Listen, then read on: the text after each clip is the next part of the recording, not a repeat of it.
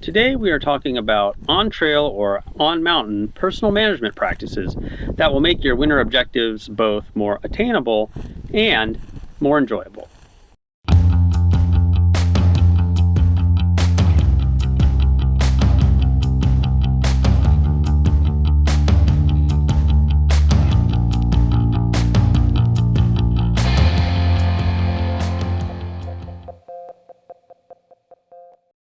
Hi there, I'm Jason.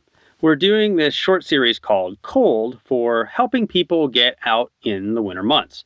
We've covered clothing and traction and movement, and today we're talking about 6 personal management practices that can make all the difference when out in the cold.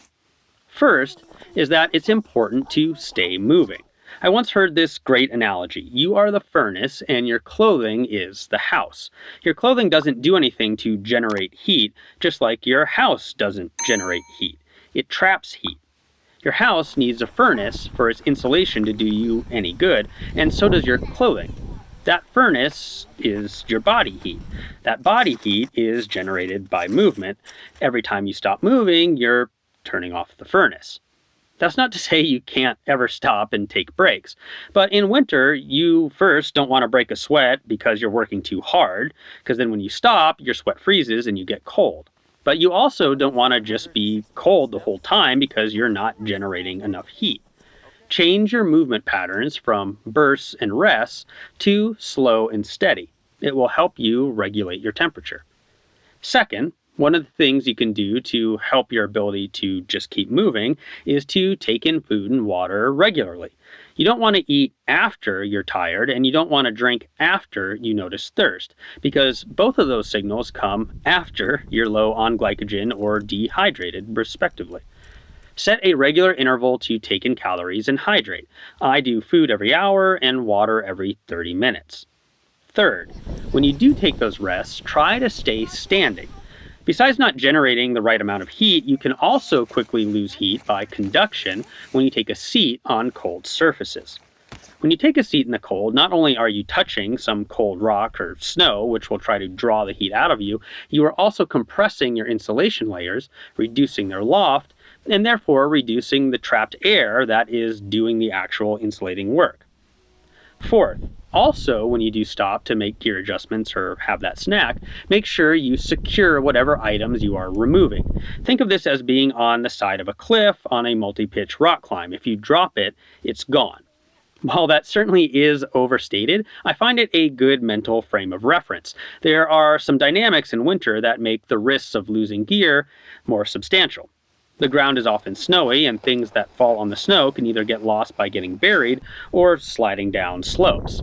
And it's windier in the winter. The difference between cold and warm temperatures is greater, creating more pronounced and dynamic flows where warm and cold air collide.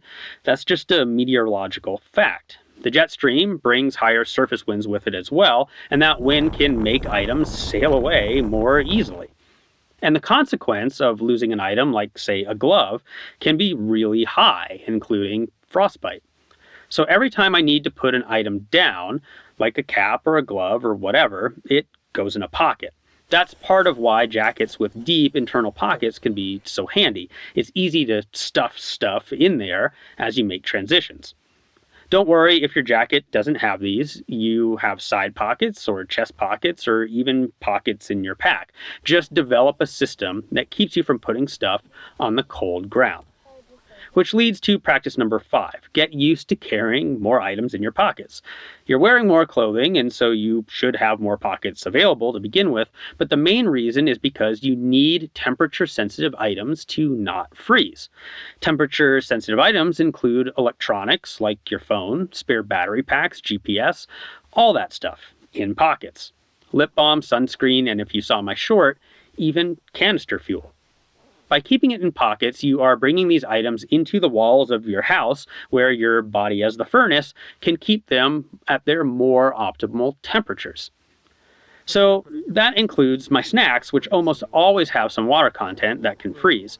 And for things like your water bottle that can't fit, you can get insulated carriers, which you'll need if your temps are dipping below freezing, because both uninsulated water bottles and hydration hoses can freeze up. And 6, sun protection on snow. This is the third video in which I've mentioned this. Sunburn is not just an annoyance at altitude when walking on snow, which reflects UV rays up from below you. Every year on the big peaks, second-degree sunburns are really common. And if this happens to your eyes, called snow blindness, you can have some really immediate safety problems, not to mention a whole lot of pain. Sunglasses, face covering, sunscreen, lip balm, these are not just nice to have, they become must-have in winter. And like the rest of this stuff, you have to manage them. As an example, every snack and drink is removing your lip balm. So part of my routine is to replace that lip balm after each break.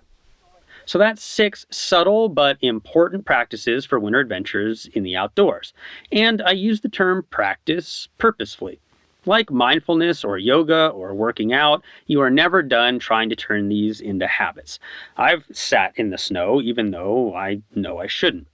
And this is particularly true for the kids in our lives who aren't used to things like slow and steady, persistent movement. So one thing I can point out for helping this work for families is that there's no reason why these practices can't be a part of your warm weather management too. That way, you aren't trying to flip a switch to these behaviors every time the weather turns cold. It's just how you operate in the outdoors, not how you operate in the outdoors only in winter. Thanks for watching. Hit that like button, ring that bell, and subscribe. Check out our website at shortguysbetaworks.com to find gear lists, all our videos, and my additional thoughts on all of this stuff.